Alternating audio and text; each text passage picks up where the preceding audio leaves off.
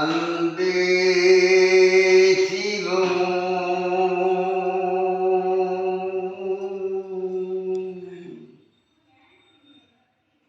நமது சித்தர் பீடத்தில் அன்பு மார்க்க அன்பர்கள் அனைவருக்கும்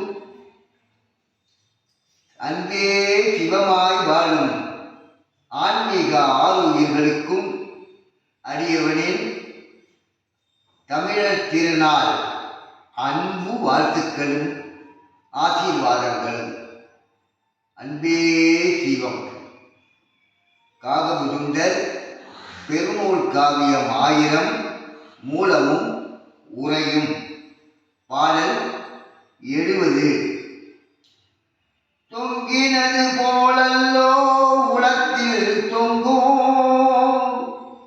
தொழுகுறிகள் காண்பிக்கும் உடலை காட்டும். மங்கினா போலல்ல சோதி போலே மறைவேலம் போலல்ல சித்து போலே. தங்கினால் இதற்குள்ளே சிக்கும் அல்லால் தவன் செய்தோரானாலும் விட்டார் கெட்டார். பொங்கினார் கண்டு கொள்ள மாட்டார்க்கென்ன மூல உடல் தனைக்கு வந்து போனார் மீனே. தூண்டி மாட்டிய மீன் துள்ளி துளித்து தொங்கிக் கொண்டிருப்பது போல் அல்லவோ அதுவாகிய பொருள் உள்ளத்தில் தொங்கிக் கொண்டு இருப்பதை உணர்ந்து கொள். அதுவே தொடும் உணர்ச்சிகளையும் புரியாக நிற்கும் மனத்தையும் காண்பிக்கும். உடம்பிலேயே நின்று உடம்பை காட்டும். அதனை அறிந்து பற்றினால் ஒளி மங்காது சுடர்விட்டு சோதி பிரகாசிக்கும். மறைவேதம் சொல்லும் மறைவான பிரம்மத்தை வெளியாக சித்து போல காட்டி வைக்கும். இதனை அறிந்து இதற்குள்ளேயே நின்று தவம் செய்தால்தான் எல்லா உண்மை வல்லவங்களும் கிடைக்கும். இச்சோதியே விந்தாவதை அறியாது அதனை விட்டுவிட்டால் தவம் செய்தவர்களானாலும் கெட்டுத்தான் போவார்.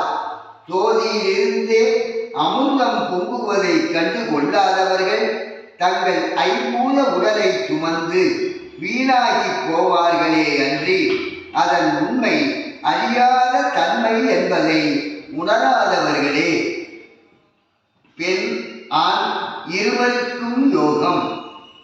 பாடல் 71. வீணேதான் போவர் என்று சொல்லி வைத்தேன் விருதாவாய் புலம்பவில்லை ஞானமெய்தோ. கூனேதானாக்கால் யோகம் கிட்டா குமரிகட்கும் குமரர்கட்கும் யோகம் உண்டாம். ஆனேதான் சான் முழமோ மூலனானே அமைந்திருக்கில் எப்படி பாரு. காணேனே முன் சொன்ன குறியை கொண்டு கண்டவர்களுடன் கூடி கலந்து கொள்ளே. அரிய மனித பிறவியை வீணாக்கி அறிந்து போகின்றீர்களே என்றுதான் அதை அறியாமல் காக்கும் சாகாக்கலையை இந்நூலில் சொல்லி வைத்தேன். நீ உய்யும் வழியை சொல்கின்றேனே என்று வெற்றித்தனமாக புலம்பவில்லையப்பா. இந்நூலை நன்கு ஆராய்ந்து படித்தறிந்து முயற்சியுடன் பயிற்சி செய்தால் உனக்கு நிச்சயம் ஞானம் கிட்டும். வயதாகி இடுப்பு வளைந்து கூணாகி போய்விட்டால் நான் சொல்லும் யோக ஞானங்களை செய்ய முடியாதப்பா. ஆதலால் காற்று இருக்கும் போதே தூற்றிக்கொள் என்பது போல காலத்தே பயிற்சி செய். இளைஞர்களுக்கும் இளம் பெண்களுக்கும் நான் சொல்லும் வாசியோகம் இலகுவாக அமையுமப்பா. ஆண் சிங்கம் என்றாக்கால் என்சான் உடம்பில் ஒரு முழம் அளவில் அமைந்திருக்கும் முதுகுத்தண்டில் இருந்து ஒரு சான் அளவில் உள்ள மூலாதாரத்தில் இருக்கும் குண்டலினி சக்தியை வாசி கொண்டு எழுப்பி சுடுமுனையில் சேர்த்திடப்பா. அங்கேயே நான் முன் சொன்ன குறியிலேயே நிறுத்தி தியானித்து கண்டுகொள். அத்தோடு இச்சாரக்கலையை நன்கு கற்று அறிந்து மெய்ப்பொருளை கண்டவர்களுடன் கூடி சத்தங்கம் கலந்து திறமையை கூட்டிக் கொள்ளப்பா. பாடல் 72. கொல்லாத பேர்கள் என்ன குரங்கின் குட்டி, குறியறிந்தும் கேளாதார் உயிரில்லாதார். வில்லாத பேர்கள் இல்லை கேட்போர் இல்லை, விரலுக்கே நீர் இழைத்தவாறேயாகும். செல்லாத மாந்தருக்கு தவிழுமில்லை, தீனி குறையாதவர்க்கு வாசி இல்லை. முள்ளாத பேர்க்கென்ன தாகமுண்டோ, மோகமுண்டோ தாகம் விண்டு மொழிவீரே. இந்த வாசி எனும் சாராக்கலையை நாள்தோறும் முறையோடு செய்து வர வேண்டும்.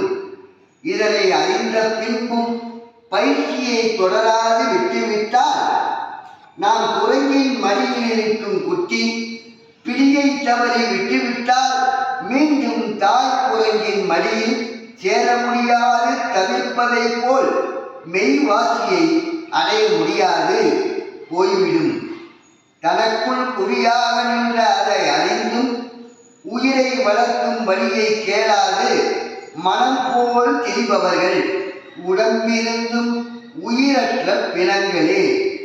அது பொருள் மெய்ப்பொருள் என்றும் மணி மந்திர ஔஷதம் என்றும் இதனை சொல்லாதவர்கள் எவரும் இல்லை. இருப்பினும் அதனை அறிந்து உணர்ந்து கண்டு கேட்டு அதன்படி நடப்போர் இல்லை.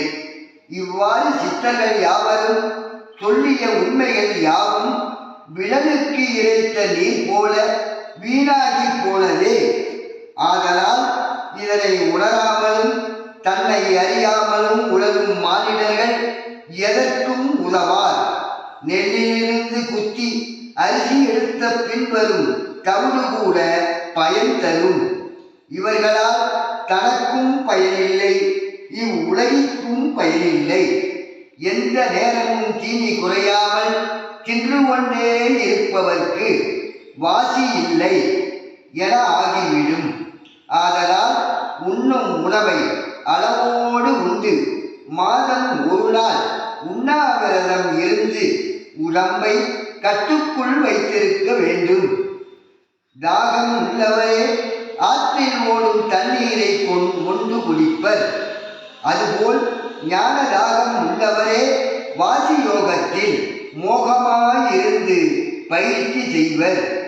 ஒரே நினைவோடு இறைவனை அடையும் தாகம் கொண்டு வாசி பயிற்சி செய்து அதனால் வரும் பயனை அனுபூதியில் உணர்ந்து ஞானதாகம் உடையோர்க்கு வெளிப்படையாக சொல்லித்தாருங்கள்.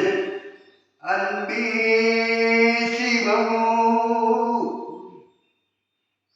அன்பே சிவம். அனைவருக்கும் பொங்கல் திருநாள் ஆசீர்வாதம் சென்று சேரட்டும்.